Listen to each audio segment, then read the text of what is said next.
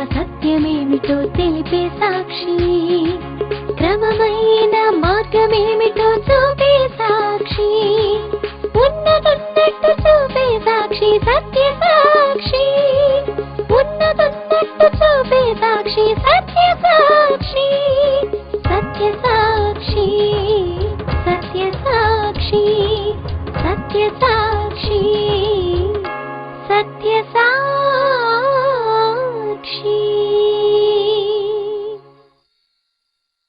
సత్య సాక్షి అను మా టీవీ కార్యక్రమమునకు ప్రేమపూర్వక ఆహ్వానము. సత్య సాక్షి.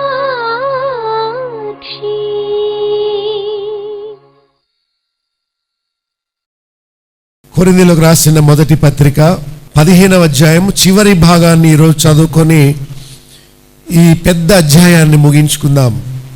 15వ అధ్యాయము 35 నుండి 49 వరకు చదువుకున్నాం. ఈరోజు 50వ వచనము నుండి చివరి వరకు చదువుతాను, దయతో వినండి. సహోదరులారా, నేను చెప్పున్నది ఏమనగా, రక్తమాంసములు దేవుని రాజ్యమును స్వతంత్రించుకొననేరవు, క్షయత అక్షయతను స్వతంత్రించుకొనదు. ఇదిగో మీకు ఒక మర్మము తెలుపుచున్నాను, మనమందరము నిద్రించము గాని నిమిషములో ఒక రెప్ప పాటున కడబూర మ్రోగగానే మనమందరము మార్పు పొందుదుము. బూర మ్రోగును, అప్పుడు మృతులు అక్షయులుగా లేపబడుదురు, మనము మార్పు పొందుదుము. క్షయమైన ఈ శరీరము అక్షయతను ధరించుకొనవలసి ఉన్నది, మర్త్యమైన ఈ శరీరము అమర్త్యతను ధరించుకొనవలసి ఉన్నది. ఈ క్షయమైనది అక్షయతను ధరించుకొనినప్పుడు, ఈ మర్త్యమైనది అమర్త్యతను ధరించుకొనినప్పుడు విజయమందు మరణము మృంగివేయబడును అని వ్రాయబడిన వాక్యము నెరవేరును. ఓ మరణమా, నీ విజయమెక్కడా? ఓ మరణమా, నీ ముల్లెక్కడా? మరణపు ముళ్ళు పాపము, పాపమునకున్న బలము ధర్మశాస్త్రమే. ఆయనను మన ప్రభు అయిన యేసుక్రీస్తు మూలముగా మనకు జయము అనుగ్రహించుచున్న దేవునికి స్తోత్రము కలుగునుగాక. కాగా నా ప్రియ సహోదరులారా, మీ ప్రయాసము ప్రభువునందు వ్యర్థము కాదని ఎరిగి స్థిరులను కదలని వారును ప్రభు కార్యాభివృద్ధి యందు ఎప్పటికీ ఆసక్తులై యుండుడి. ప్రశ్న: మృతులు ఎలాగూ లేతురు, వారు ఎట్టి శరీరముతో వత్తురు అని ఎవరో అడిగిన ప్రశ్నకు పౌలు సమాధానము చెప్తున్నాడు.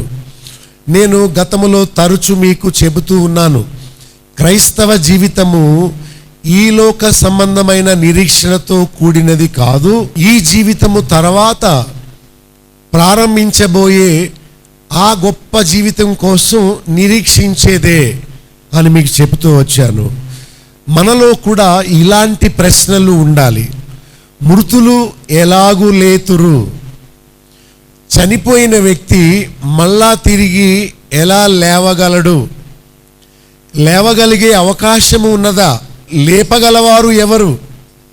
అసలు ఇది నిజమా వట్టిదా అని మనం ఆలోచించాలి. ఇలాంటి క్వశ్చన్స్ మన హృదయంలో ఉండాలి, చెత్త క్వశ్చన్స్ కాదు. అతను ఒక ప్రశ్న వేశాడు నన్ను. ఏమనంటే, ప్రభువుకి ఆ ప్రక్కన ఈ ప్రక్కన సిలువ వేయబడిన దొంగల పేర్లు ఏంటని అడిగాడు. నేనన్నాను, నీకేం అవసరం, వాళ్ళ పేర్లు ఏమైతే నీకెందుకయ్యా? అంతకంటే మంచి ప్రశ్న ఏమి నీకు దొరకలేదా? నా సమయాన్ని పాడు చేయక ఫోన్ పెడే అని అన్నాను. అది అక్కర్లేదంటారన్నారు. ఎందుకు? దానివల్ల ఉపయోగం ఏంటి? అప్పారావు ఒకడు, సుబ్బారావు ఒకడు, ఇప్పుడు ఏమైంది నీకు అని చెప్పారు. యక్ష ప్రశ్నలు అంటారు, వాటి వల్ల ఉపయోగం ఏమీ లేదు. కానీ బైబిల్లో కొన్ని ప్రశ్నలు ప్రభువుని అడిగారు. What must I do to be saved? అయ్యలారా, రక్షణ పొందుటకు నేను ఏమి చేయాలి? నికోదేము అడిగాడు రాత్రిపూట వచ్చి. దానికి ప్రభు సమాధానం చెప్పాడు.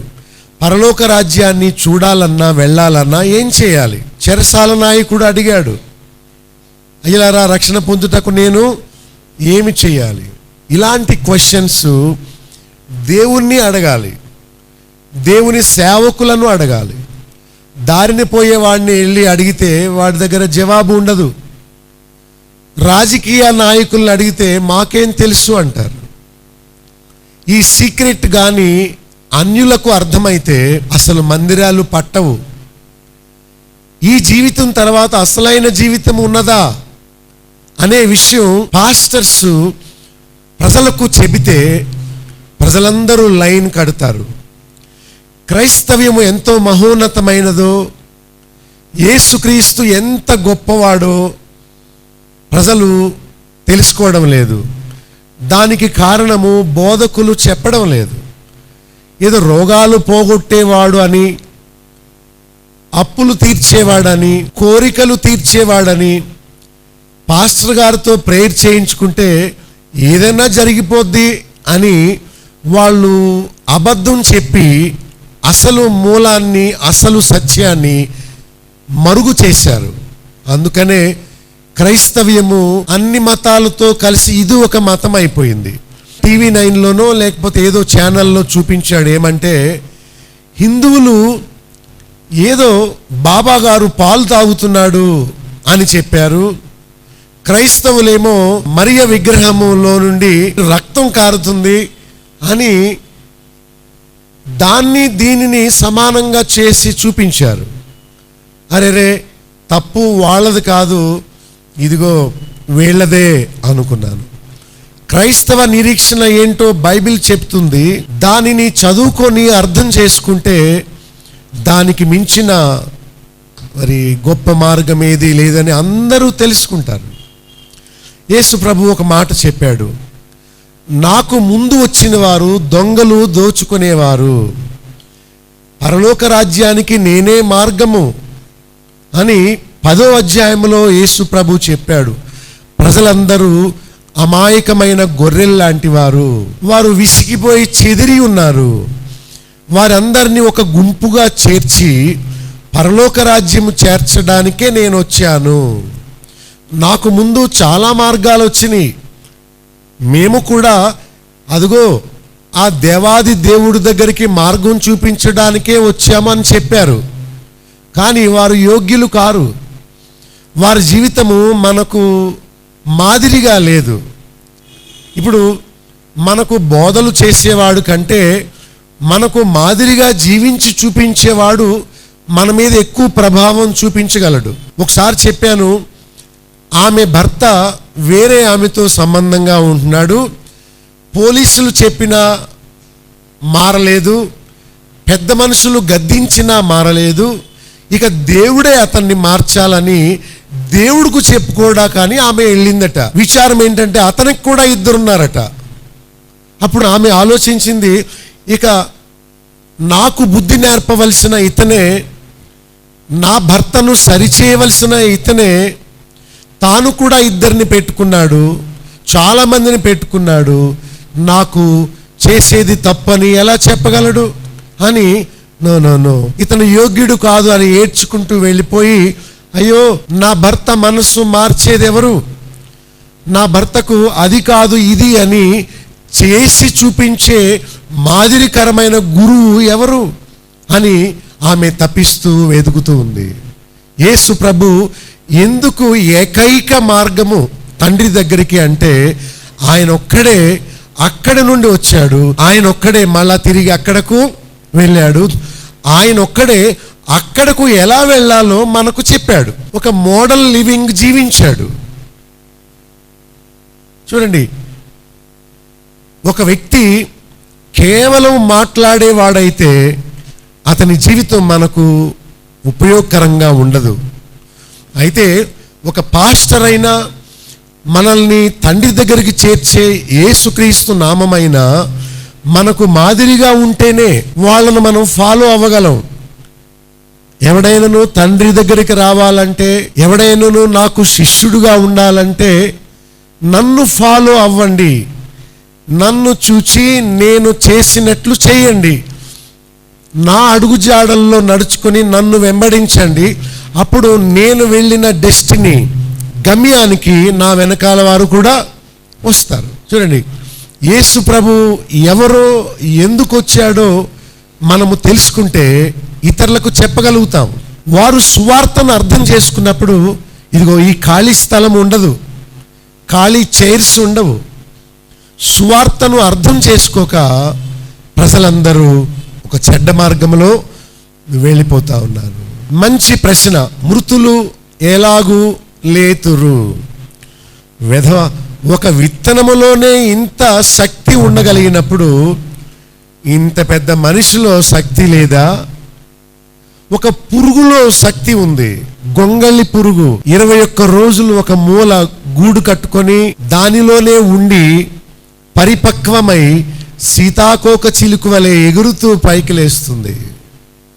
దేవుడు ప్రకృతిలో ఈ ఉదాహరణలు మనకిచ్చాడు. ఒక విత్తనాన్ని భూమిలో పాతి పెట్టినప్పుడు దానిలో నుండి పెద్ద వృక్షం పుట్టుకొస్తుంది. విత్తనం పువ్వులో నుండి, కాయలో నుండి చిన్నగా పుట్టిందే. కానీ అది ఒంటిగా ఉంటే, అది మన పాకెట్లో ఉంటే, అది ఒక పాలిథిన్ కవర్లో ప్యాక్ చేసి మన కబోర్డ్లో పెట్టుకుంటే ఏ ఉపయోగం ఉండదు. అది ఎండిపోవాలి, చచ్చిపోవాలి, భూమిలో పాతి పెట్టబడాలి. అప్పుడే మహావృక్షం అయిపోతుంది. చింతగింజ గురించి చెప్తాను. చింతపండు వాడుతాం కదా, దానిలో చింత పిక్కలు, చింత గింజలు ఉంటాయి. వాటిని పాతి పెట్టినప్పుడు ఒక్క విత్తనం మహావృక్షమైపోయి అనేక వేలాది గింజలను ప్రతి సంవత్సరం పుట్టిస్తుంది, రీప్రొడక్ట్ చేస్తుంది. ఒక విత్తనానికే అంత గొప్ప శక్తి ఉండగలిగినప్పుడు ఒక మామూలు గొంగళి పురుగుకే అంత గొప్ప శక్తి ఉండగలిగినప్పుడు మానవులైన మనకు ఉండదా?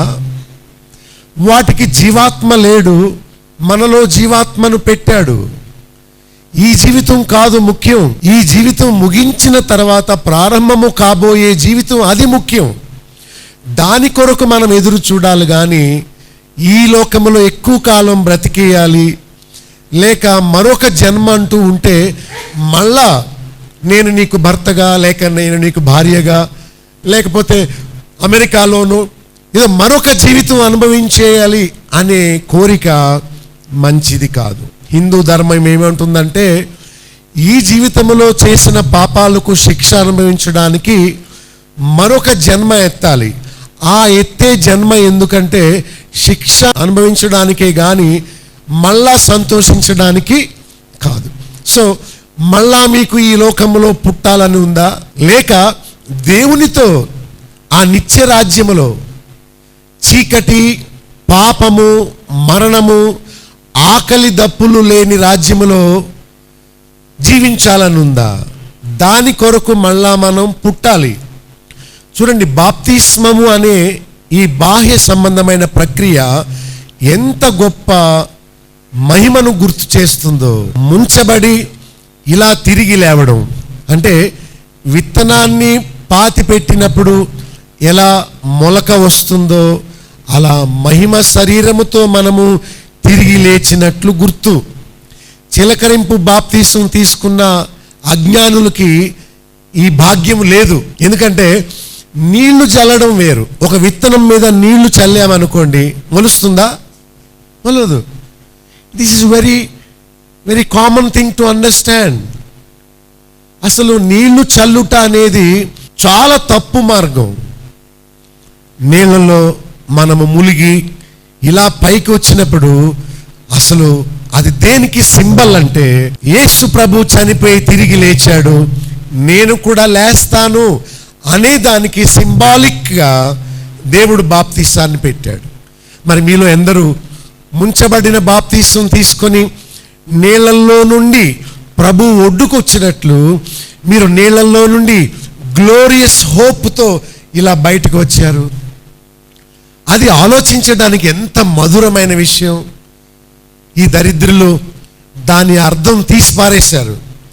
జెండా కింద నుంచి వెళ్ళు, నీళ్లు జల్లించుకో, లేకపోతే చిన్నప్పుడే తీసేసుకో అని దేవుడు ఏ ఉద్దేశంతో బాప్తిస్మాన్ని ఇచ్చాడో దాని ఉద్దేశాన్ని వారు మరి తీసి పారేశారు. దేవుడు ఎంత వాపోతుంటాడు. సరే, మన హృదయాల్లో కూడా ఇలాంటి క్వశ్చన్ రావాలి. దేవుణ్ణి నమ్ముకునేదే పునరుత్థాన జీవం కొరకు, మరి దేని కొరకు కాదు. పునరుత్థాన జీవము యేసుక్రీస్తులో మాత్రమే లభ్యం. నీవు అడిగితే దొరుకుతుంది. దేవుని దగ్గరికి వచ్చేవారు ఇలాంటి ప్రశ్నతో రావాలి. ఏమని? మృతులు ఎలాగూ లేతురు. వారు ఏ శరీరముతో వత్తురు? నాకు తిరిగి లేవాలని ఉంది. I want to fly in the skies.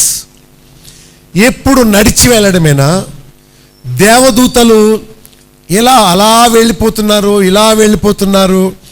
యేసు ప్రభు ఆరోహణుడైనప్పుడు మేఘముల్లో ఎలా కొనుపోబడ్డాడో, I also want to fly.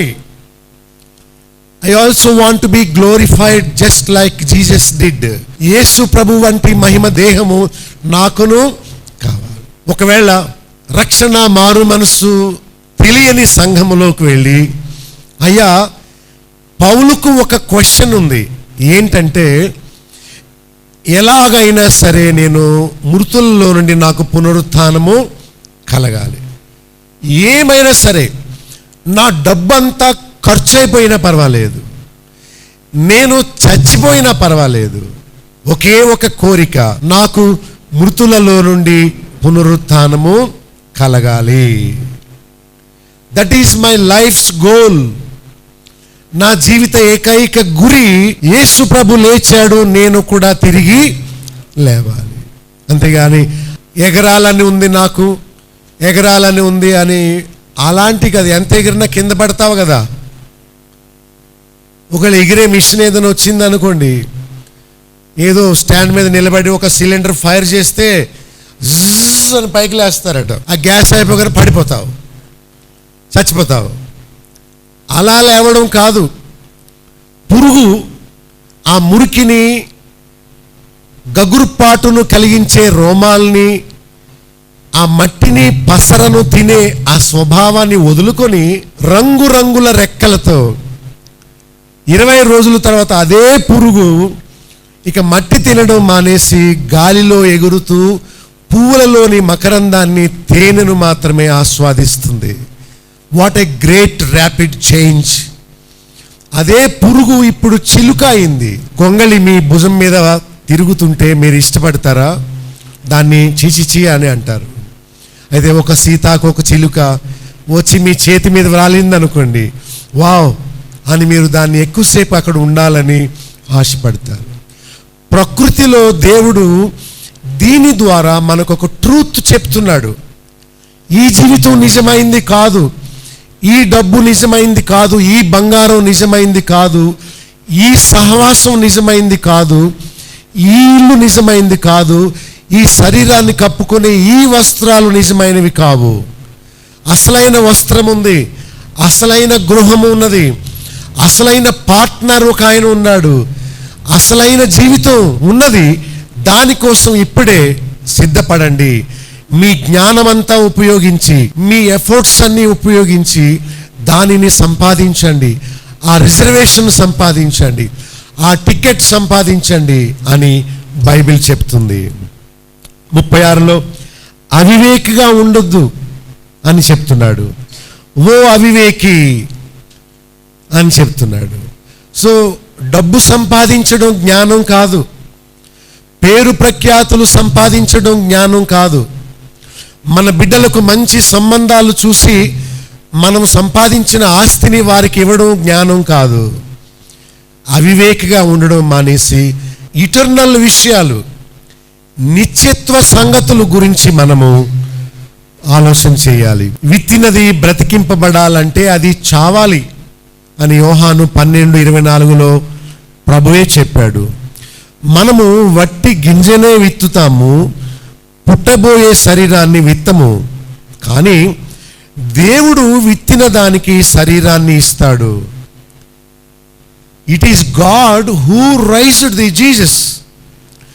యేసుక్రీస్తును లేపిన దేవుడు మనల్ని కూడా లేపుతాడు.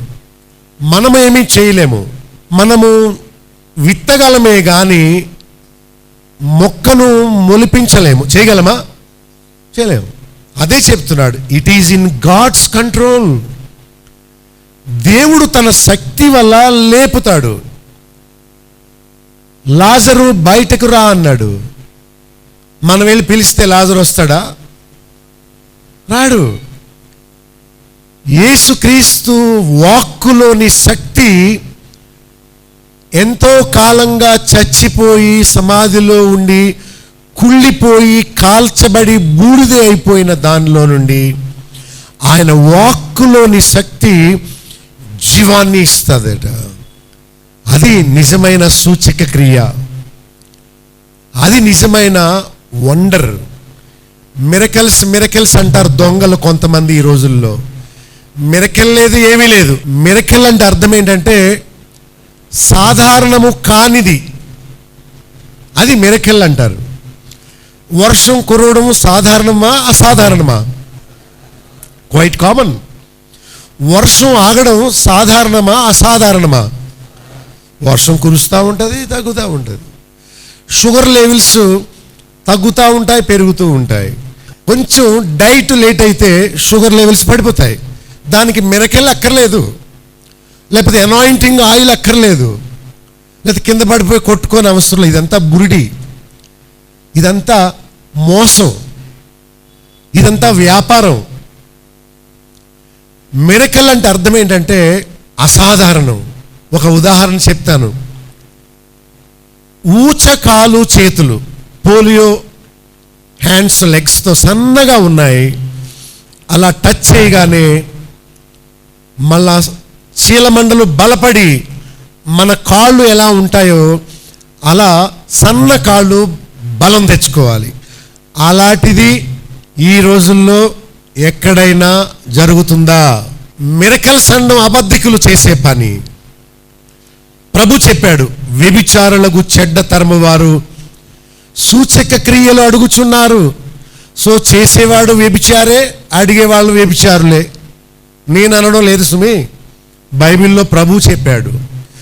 నీకు ఒకే ఒక సూచక క్రియ, అదేంటంటే యోనా సముద్రం అడుగు భాగంలోకి వెళ్ళి మళ్ళా ఎలా బయటకు వచ్చాడో, నేను కూడా అలాగే చనిపోయి మళ్ళా లేస్తాను, అలాగే మీరును తిరిగి లేస్తారు. ఇదే మీకు ఇవ్వబడే గొప్ప సూచక క్రియ. ఇది కాకుండా మీకేం కావాలో చెప్పండి. ఇంకేమైనా కావాలా? ఇప్పుడు పెద్ద వయసు వచ్చినప్పుడు తల అంతా పలసన అయిపోతుంది, జుట్టు రాలిపోద్ది. మళ్ళా మీకు జుట్టు కావాలా? ఎందుకు చెప్పండి. పోనీ ఇక్కడ బోర్డులు పెడుతున్నారు కదా, బాల్ హెడ్ అయిపోయిందా, జుట్టు మొలిపిస్తాం. వాయ్ అంటే నువ్వు ఇంకా యవనస్తుడుగానే ఉన్నట్టు ఇతరులను మోసం చేయడానికి మొలిపించుకోవాలి జుట్టు.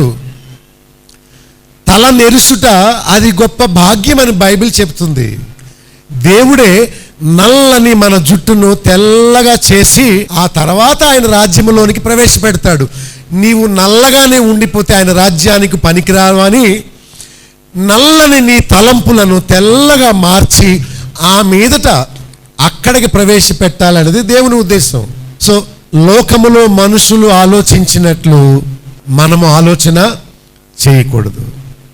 39-40 వచనాల్లో ఆకాశ వస్తు రూపములు వేరు, భూవస్తు రూపములు వేరు. ఆ మహిమ వేరు, ఈ మహిమ వేరు. ఒకవేళ మీకు ఇష్టమైన వస్తువు ఏంటి చెప్పండి? గోల్డా, లేక మీకు దగ్గర ఉన్న మంచి మొబైలా, లేక డైమండ్ ఏమన్నా మీ దగ్గర ఉందా? ఇవన్నీ క్షయమైపోయేవే. ఆకాశ వస్తు రూపములు వాటి మహిమ వేరు, భూలోక వస్తువులు వాటి మహిమ వేరు. ఎంత మంచి వస్త్రమైనా అది ఫేడ్ అయిపోద్ది కదా, వెలిసిపోతుంది. ఎంత మంచి వస్తువు అయినా ఒకరోజు మనం పోగొట్టుకుంటాం, ఏది ఉండదు. ఎంత మంచి భర్త అయినా ఒకరోజు కాలం చేస్తాడు. ఎంత మంచి కుటుంబ సభ్యులు, స్నేహితులైనా ఒకరోజు మనకు దూరం అయిపోతారు. Nothing on this earth is permanent or eternal. శాశ్వతమైనది ఈ లోకంలో ఏది లేదు. ఏది కంటికి కనిపించేదో అది కొంతకాలం తర్వాత ఉండదు. కనుక ఆకాశ వస్తు మహిమలు వేరు, భూలోక వస్తు మహిమలు వేరు. మీకు ఏం కావాలి? బన్ ఆరే పెని. ఒక సామెత ప్రభు కూడా చెప్పాడు, ఈ శరీరమును కాపాడుకునేవాడు దాన్ని పోగొట్టుకుంటాడు, దాని నిమిత్తము దీన్ని పోగొట్టుకునేవాడు దాన్ని సంపాదించుకుంటాడు. Either this or that. Uncle అక్కడ ఉన్న బన్ ఇవరా బాబు, 1 రూపీ ఇస్తే ఇస్తాను. నీ చేతిలో మీ డాడీ ఇచ్చారు కదా, ఆ కాయిన్ నాకు ఇచ్చే, అప్పుడు అక్కడున్న బన్ నీకు ఇస్తాను, నువ్వు చక్కగా తినొచ్చు రొట్టె. అమ్మో ఈ రూపాయి నేను ఇవ్వను. అతను ఏమన్నాడు, నా బన్ కూడా నేను ఇవ్వను. ఇది ఊరక ఇచ్చేది కాదు, ఇది కొనుక్కోవాలి. You have to pay something to get something. You have to leave something to get something, to own something. నీవు పరలోక రాజ్యాన్ని పొందాలి అంటే భూ సంబంధమైన వాటిని విడిచిపెట్టాలి.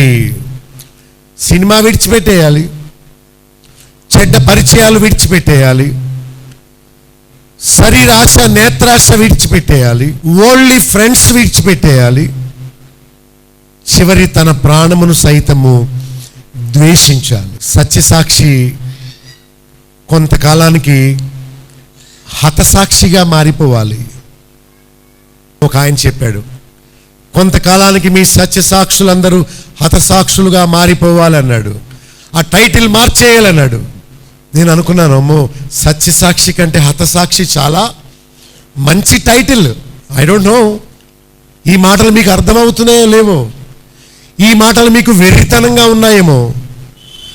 ప్రాస్పరిటీ ప్రీచ్ చేసే వారికి ఇది అర్థం కాదు. ఈ ఉన్నతమైన భవిష్యత్తు గురించి వారికి తెలియదు. వారు ఇహలోక వస్తు మహిమనే చూస్తున్నారు. వారు క్షయమైపోయే ఈ శరీర మహిమనే చూస్తున్నారు. అక్షయమగు పరలోక మహిమను వారు గుర్తించడం లేదు. 42లో శరీరము క్షయమైనదిగా ఉన్నది, ఘనహీనమైనది, ఇంకోటేంటి బలహీనమైనది. ఇది అలా మనం షో చేస్తాం కానీ ఇది చాలా వీక్. మనం తీసుకున్న డైట్ కొన్ని గంటలకే ఉపయోగపడుతుంది, మళ్ళా మనం ఆకలిగా ఉంటాం. స్నానం చేసిన కాసేపటికే మళ్ళా మనం చెమట పూస్తుంది, మురికి వాసన వస్తుంది, మనందరం అలసిపోతాం, మనందరం రెస్ట్ కోరుకుంటాం, మనందరికీ వృద్ధాప్యం వస్తుంది, చాలా త్వరగా వస్తుంది. ఈ శరీరము మంచిది కాదు, ఘనహీనమైనది, బలహీనం. ఒప్పుకుంటారా ఒప్పుకోరా?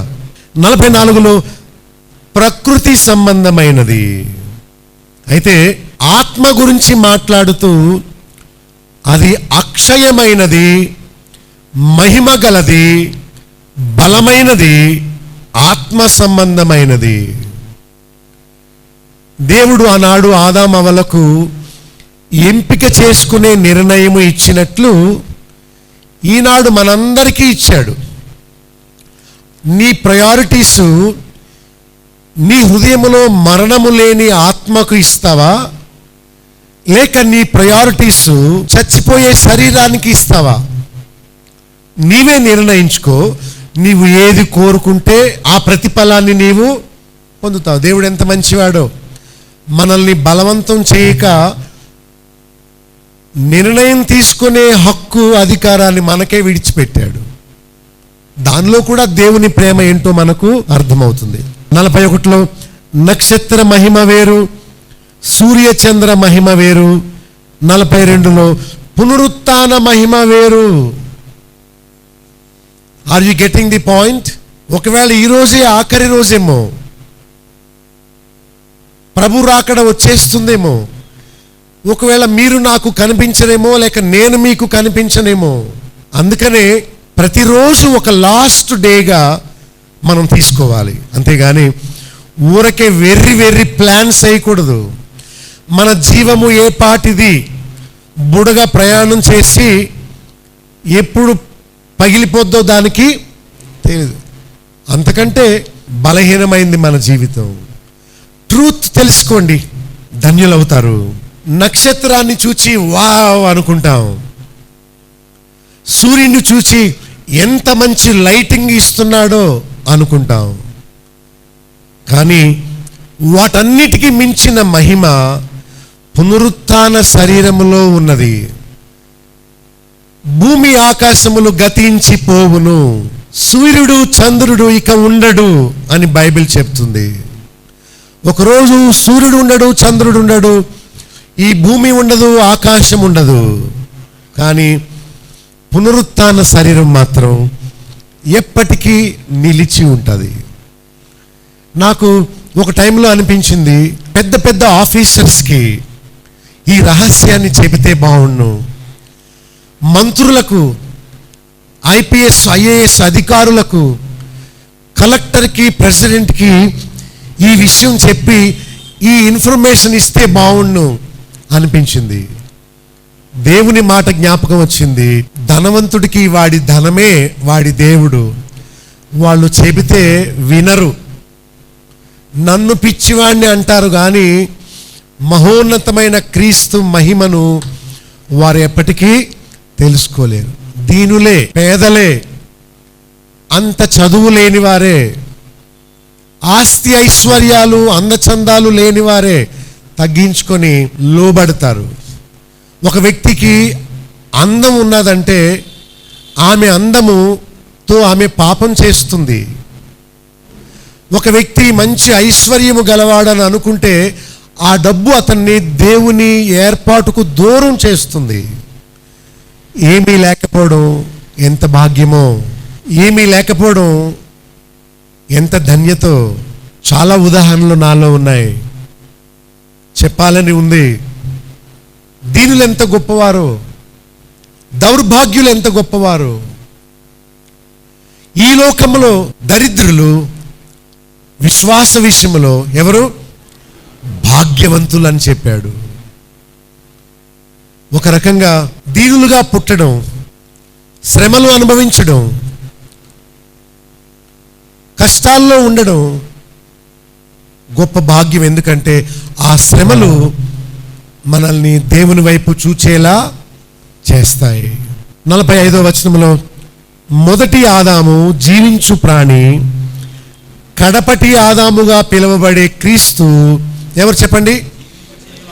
వావ్, అసలు ఆ టెర్మినాలజీ ఎంత గొప్పది. మీరు ఎప్పుడైనా ఆగిపోయారా? ఎప్పుడైనా ఆలోచించారా? జీవించు ప్రాణి గొప్పదా, జీవింపచేయు ఆత్మ గొప్పదా? మీకు LIFE లైఫ్ అంటే తెలుసా? లైఫ్ హాస్పిటల్ కాదు, జీవము, నిత్య జీవము. అసలు దాని గురించి మీరు ఎప్పుడైనా ఆలోచించారా? లైఫ్ దట్ ఈస్ ఎవర్లాస్టింగ్, చనిపోని జీవము, మరణము లేని జీవము. అసలు దాని యొక్క అమూల్యతను మీరు తెలుసుకుంటే మీకున్నవన్నీ చెత్తలా అనిపిస్తాయి. ఒక లవ్ అఫేర్, ఒక ప్రాణ స్నేహితుడు, ఒక బ్యాంక్ బ్యాలెన్స్, ఇవన్నీ ఎందుకు ఈ చెత్త అని అనుకుంటావు. దాని గొప్పతనాన్ని గురించి నీవు ఇన్వెస్టిగేట్ చేయాలి, ఇంకా తెలుసుకోవాలి, దాన్ని పొందడానికి నీవు ఆశించాలి. మొదటి ఆదాము అంటే మన తండ్రి, మనల్ని కన్నాడే ఆ ఫాదరు. మన తండ్రిని కన్నది ఆదాము, లేక ఆదాము కుమారులు వీళ్ళందరూ. ఆ ఆదాము లేక మన తండ్రి మనకిచ్చిన జన్మ ఓన్లీ ఏంటది? జీవించు ప్రాణి. దట్ టు సమ్ ఎక్స్టెంట్, కొన్ని సంవత్సరాల వరకే జీవించగలిగే ప్రాణము ఇచ్చారంతే. కానీ కడపటి ఆదాము ఉన్నాడు, యేసు ప్రభు. ఆయన చేసే గొప్ప మేలు ఏంటంటే ఆదాములాగా మనకు మామూలు ప్రాణం ఇవ్వడం కాదు. హలో, ఏమిస్తాడు? ఆత్మను నిత్యము జీవింపచేస్తాడు. నాకు అనిపిస్తుంది, లక్షల మంది ప్రజలు కూర్చున్నప్పుడు నన్ను ఎవరైనా తీసుకెళ్ళి వాళ్ళతో కూర్చోబెడితే బాగుండు, వాళ్లకు ఈ రహస్యాన్ని చెప్పాలి అని అనుకుంటాను. నేను చనిపోయే ముందు ఈ దాచబడిన సీక్రెట్, అందుకనే పౌలు కూడా ఎక్కడో అన్నాడు 51లో, ఇదిగో మీకు ఒక మర్మమును తెలుపుచున్నాను. I'm gonna tell you a secret of life. నిత్యము జీవించగలిగే ఒక సీక్రెట్ మీకు చెబుతున్నాను అన్నాడు. కనుక ఆదాము వలన మరణము వచ్చింది, కడపటి ఆదాముగా పిలువబడే క్రీస్తు వలన మన ఆత్మ జీవింప చేయగలిగే భాగ్యము దక్కింది. 46లో, ప్రకృతి సంబంధమైన శరీరము మొదట కలిగింది, తరువాత ఏమొచ్చింది అంటే మామూలుగా మనం పుట్టాం, ఓకే, అందరిలాగా చనిపోయి నరకంలో పడిపోవాలి. కానీ మధ్యలో ఈ ఇన్ఫర్మేషన్ మనం తెలుసుకొని ఆత్మ సంబంధమైన జీవాన్ని మనం స్వతంత్రించుకున్నాం. అందుకనే మనం భాగ్యవంతులు. ఈ లోకంలో డబ్బున్నవాడు భాగ్యవంతుడు కాదు, రాజకీయ నాయకులు భాగ్యవంతులు కాదు. ఇదిగో లైఫ్ రహస్యం, పునరుత్థాన జీవం యొక్క రహస్యం ఎవరు తెలుసుకున్నారో వారే భాగ్యవంతులు, ధన్యులు. 47లో మొదటి మనిషి భూ సంబంధి, రెండవ మనిషి పరలోకము నుండి వచ్చినవాడు. మనము ప్రకృతి సంబంధమైన దానికి ప్రాధాన్యత ఇవ్వాలా, లేక ఆత్మ సంబంధమైన దానికా? భూ సంబంధమైన మనిషికా, లేక పైనుండి వచ్చిన వానికా? Very good. ఈరోజు 50వ వచనము నుండి కొన్ని వచనాలు చదువుకుందాం. చూడండి, 50వ వచనం చదువుతాను. సహోదరులారా, నేను చెప్పున్నది ఏమనగా, రక్త మాంసములు దేవుని రాజ్యమును ఏం చేసుకోలేవు, స్వతంత్రించుకోలేవు. ఎందుకంటే అది క్షయమైపోయేది, అక్షయతను స్వతంత్రించుకోలేదు. ఈ మాటలన్నీ అదోలా ఉన్నాయి. క్షయత, అక్షయత, మర్త్యము, అమర్త్యము. అరే చల్తా, ఇది అర్థం అవ్వట్లేదు, ఇంకో పేజీలోకి వెళ్ళిపోదాం అని అనిపిస్తుంది కదా. శారీరక శ్రమ ఎంతైనా పడతాం, కానీ ఈ మైండ్ స్ట్రెస్ అయితే మాకు వీలు పడదండి. నాకు అర్థం అవ్వట్లేదు, let us turn the page అనుకుంటాం కాదు. దానిలో ఉండే రహస్యం ఎంత గొప్పదో, ఎంత గొప్ప రహస్యాన్ని, మర్మాన్ని తెలుపు. రక్త మాంసములు దేవుని రాజ్యమును చేరవు. అంటే ఈ శరీరము, ఈ బంగారము, ఈ దుస్తులు, ఈ ఇల్లు, ఇవేవి పరలోకములోకి వెళ్ళవు. అక్షయమైందే వెళుతుంది, నశించిపోనిదే వెళుతుంది. కనిపించేదంతా నశించిపోతుంది, కనిపించనిది అక్కడికి వెళుతుంది. నరుని ఆత్మ దేవుడు పెట్టిన దీపము.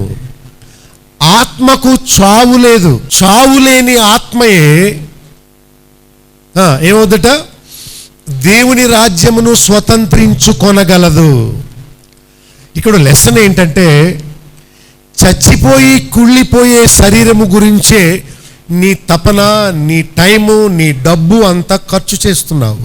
అయితే నిత్యత్వము, దేవుని రాజ్యములో వెళ్ళబోయే నీలో ఉన్న జీవాత్మ కోసం నువ్వు ఏం చేస్తున్నావు? దాన్ని రక్షించుకోవాలన్నా, దాన్ని అగ్నిలో పడవేసుకోవాలన్నా నీ చేతిలో ఉంది, నీ ఇష్టం. నీవు దేనికి ప్రాధాన్యత ఇస్తున్నావు? ఒకవేళ రక్తమాంసాలు దేవుని రాజ్యాన్ని స్వతంత్రించుకుంటాయి అని రాసి ఉందనుకోండి, మన మాంసాన్ని, మన రక్తాన్ని చాలా భద్రంగా ఉంచుకుంటాం. కానీ ట్రూత్ ఏంటంటే, ఈ బాడీ అక్కడికి వెళ్ళదు, ఇది క్షయమైపోయేది. చూడండి, 2వ పత్రిక కొరింథీ 5వ అధ్యాయం 1 నుండి చదువుతాను. భూమి మీద గుడారమైన ఈ నివాసము శిథిలమైపోతుంది. నా అనే వ్యక్తి ఈ టెంపరరీ షెడ్లో, టెంట్లో జీవిస్తున్నాడు. అంటే ఒక డబ్బా మన శరీరం. ఈ ముసలైపోయే ఈ బాక్స్లో నేను అనేవాడు ఉన్నాడు. సో నా చెయ్యి, నా చెవులు, నా కళ్ళు, నా ముక్కు, నా మెదడు, నా గుండె, నా లంగ్స్, నా లివరు, ఇవన్నీ నాది నాది అంటాం. అంటే శరీరములో ఉన్న అవయవాలన్నీ నావి నావి అంటాం. లోపల జీవాత్మ నివసిస్తున్నాడు. ఒక కారు యాక్సిడెంట్ అయింది అనుకోండి, ఆ కారులో ఉన్న వాళ్ళకి దెబ్బలు తగిలినాయి అనుకోండి, అప్పుడు వాళ్ళు కారులో ఉండరు. ఏం చేస్తారు? ఆ డొక్కు కారులో నుండి, ఆ చితికిపోయి నలిగిపోయిన యాక్సిడెంట్లో ముడతలు పడిపోయిన ఆ పూర్ ఓల్డ్ వెహికల్లో నుండి వాళ్ళు బయటకు వచ్చేస్తారు. మీరు ఎప్పుడైనా చూసారా?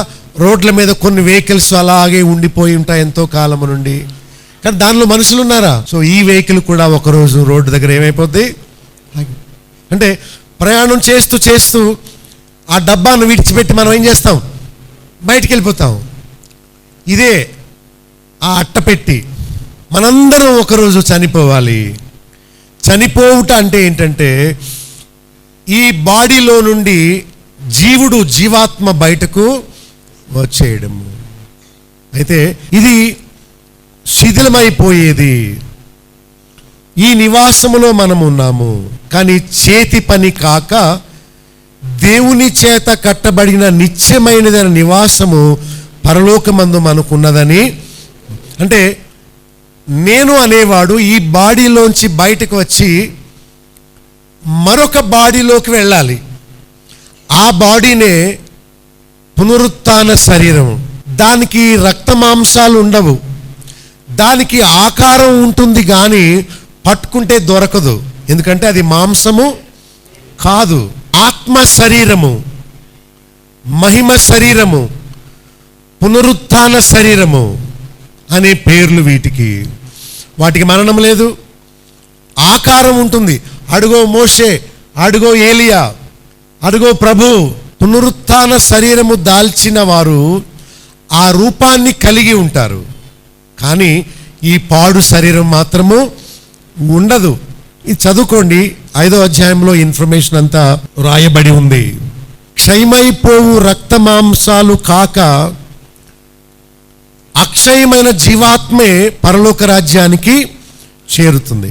సో ఏది పరలోక రాజ్యము చేరుతుందో దానిని మనం రక్షించుకుందాం, శరీరాన్ని కాదు, ఆత్మను రక్షించుకుందాం. 51లో ఆ మర్మము మీకు తెలియపరుస్తున్నాను.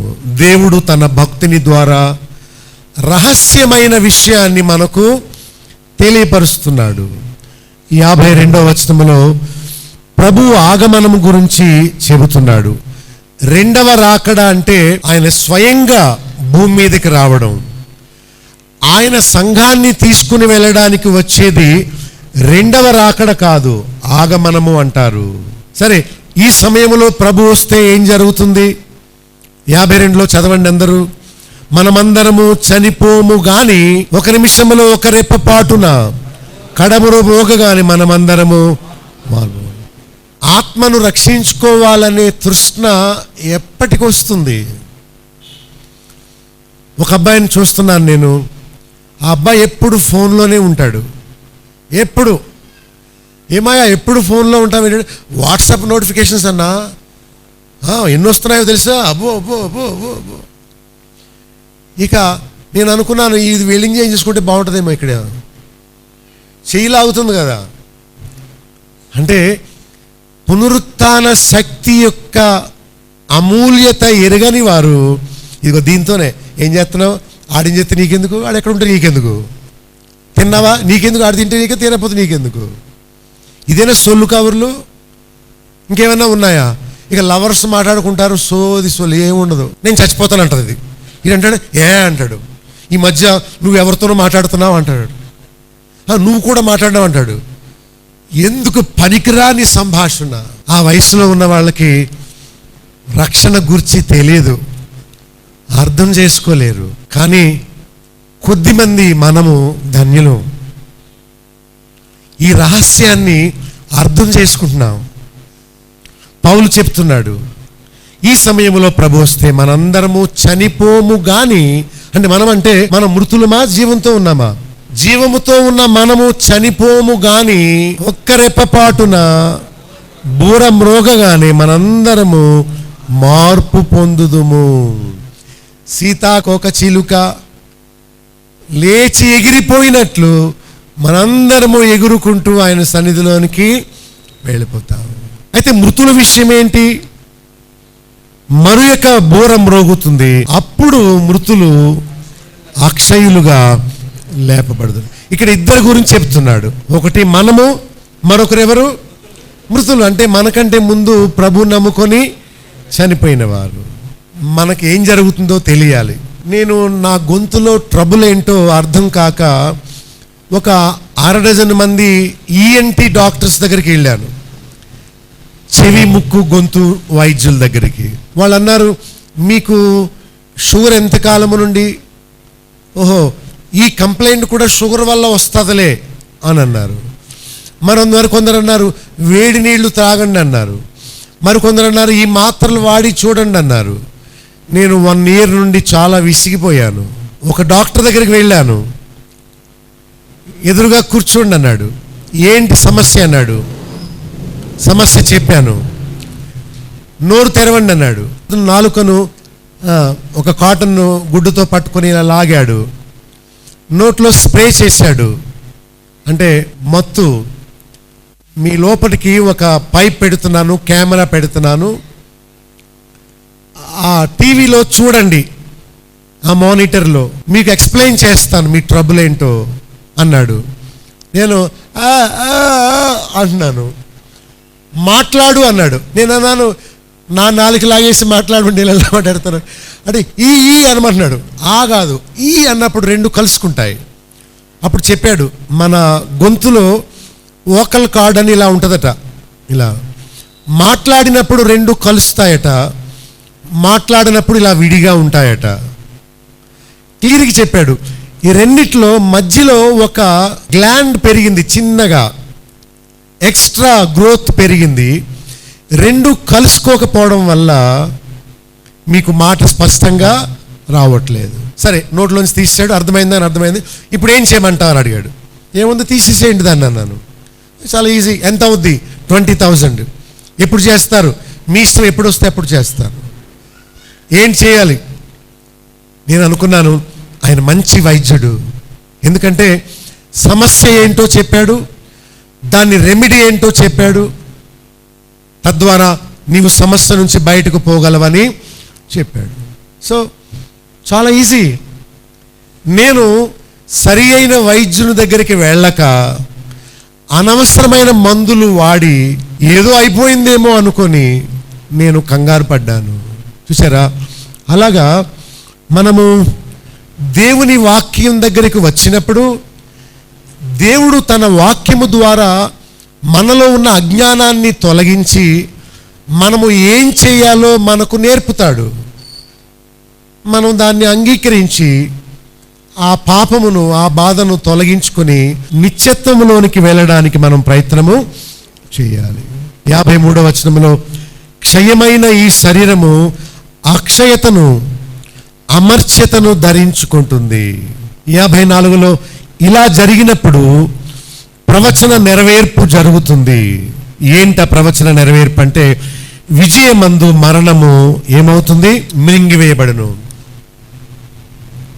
మరణము మనలను చంపుతుంది. అయితే మరణమే మింగేసే అవకాశం ఒకటి వచ్చింది. మింగేటువంటి దాన్ని లేకుండా చేయడం ఎలా సాధ్యం? ఎవరొకరు దాన్ని మృంగేస్తే అది లేకుండా ఉంటుంది. ఒక ఉదాహరణ చెప్తాను, వినండి. 2 అన్నదమ్ములు తండ్రి కలిసి అడవిలోకి వెళ్ళారు. ఆ అడవిలో భయంకరమైన ఈగలు, దోమలు ఉన్నాయి. ఒక ఈగ కుడితే చచ్చిపోతారు. ఆ ఈగ వీళ్ళ ముగ్గురిని తరుముతుంది. ఆ అరణ్యములో తరిమి వాళ్ళ అన్న దగ్గరికి, పెద్ద కుమారుడు దగ్గరికి వచ్చి కుట్టేసింది. ఇక్కడ కుట్టగానే ఆ విషము అతనిలోకి వెళ్ళిపోయి అన్న చనిపోయాడు, పెద్ద కుమారుడు చనిపోయాడు. అప్పుడు మళ్ళా ఆ ఈగ ఇంకొకరిని కుట్టడానికని చిన్న బాబు దగ్గరికి వస్తూ ఉంటే ఆ అన్న చనిపోవడం చూసి భయపడి, బాబోయ్ డాడీ డాడీ, ఈగ నా దగ్గరికి కూడా వస్తుంది డాడీ, నాన్న నాన్న నన్ను కాపాడు అని గట్టిగా భయపడి అరుస్తుంటే తండ్రి అన్నారట, ఏమి భయపడొద్దు, ఆ ఈగ ఒక్కరినే కుట్టగలదు. అది కుట్టినప్పుడు దాని ముళ్ళు ఎవరినైతే కుట్టిందో ఆ శరీరంలో విరిగిపోతుంది. సో ఆ ముళ్ళు విరవబడింది కనుక ఆ ఈగ నీ మీద వ్రాలినా నీకే మరణము కలగదు. ఈ పాములను ఆడించే వాళ్ళు ఉంటారు కదా, ఆ పాము విషక్రోరలు తీసేస్తారు కనుక పాము బుష్ బుష్ అన్నా ఇలా అన్నా ఓ మాంస ముద్దలా కొట్టినట్టే కానీ మనకి ఏ హాని. మనం అనుకుంటాం ఏంటాడు పాముతో ఆడుకున్నాడు, దాని కూరలు లేవు. ఆ మరణపు ముళ్ళు విరవబడిన ఈగ తండ్రి మీద వాలినా ఏమవదు, చిన్న కుమారుడి మీద వాలినా ఏమవదు. ఆ పెద్ద కుమారుడే యేసు ప్రభువు. ఆ మరణపు ముళ్ళు ఆయన గుచ్చుకొని నీకు నాకు శిక్ష లేకుండా ఆ మరణాన్ని మింగివేశాడు. ఎవరు ఆయన యందు విశ్వాసం ఉంచుతారో ఇప్పుడు ఆ మరణము వారిని ఏమీ చేయలేదు. ఇదండి గాస్పుల్, ఇదండి సువార్త. దీన్ని నీవు తెలుసుకున్నావా? దీన్ని నీవు నమ్మావా? యేసుక్రీస్తు దగ్గరికి మరణం మీద విజయం కోసం రావాలి. అప్పుడు అంటాడు, నీవు పొందవలసిన మరణాన్ని నేను పొందాను, తద్వారా నీవు నా యందు విశ్వాసం ఉంచావు గనుక నీవు మరణములో నుండి జీవములోనికి దాటి ఉన్నావు. అది మరణపు ముళ్ళు అంటే. అక్కడ ఇంకా క్లియర్గా చెప్తున్నాడు, మరణపు ముళ్ళు పాపము, పాపమునకున్న బలము ధర్మ. ఏంటి అసలు ఇది అర్థం అవ్వడం లేదు మాకు అనుకోవచ్చు. ధర్మశాస్త్రము అంటే అర్థం ఏంటంటే విధి. ధర్మశాస్త్రమునకు ఒక నిర్వచనం ఇవ్వాలంటే ఒకే ఒక నిర్వచనం, పాపము వలన వచ్చు జీతము మరణము. నీవు పాపివి గనుక నీవు చావాలి. అది ధర్మశాస్త్రము. కనుక చూడండి ఇక్కడ ఏం రాయబడిందో, మరణపు ముళ్ళు పాపము, పాపమునుకున్న బలము. అంటే ధర్మశాస్త్రం వల్ల మనము పాపులమయ్యాము, పాపులమయ్యాం కనుక మనందరం చచ్చిపోవాలి.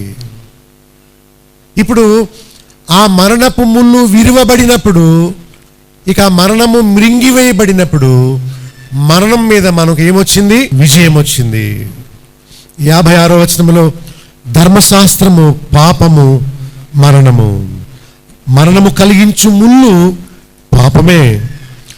ధర్మశాస్త్రం అనగా పాపము చేసిన వాడు చనిపోవాలి. మీకు కొన్ని వాక్యాలు చూపించాలి. యెషయా గ్రంథం 25వ అధ్యాయము 8-9 వచనాల్లో అక్కడ మరణము, దుఃఖము, నింద ఉండదట. అదే అంతిమ రక్షణ. రక్షణ 3 భాగాలుగా ఉంది.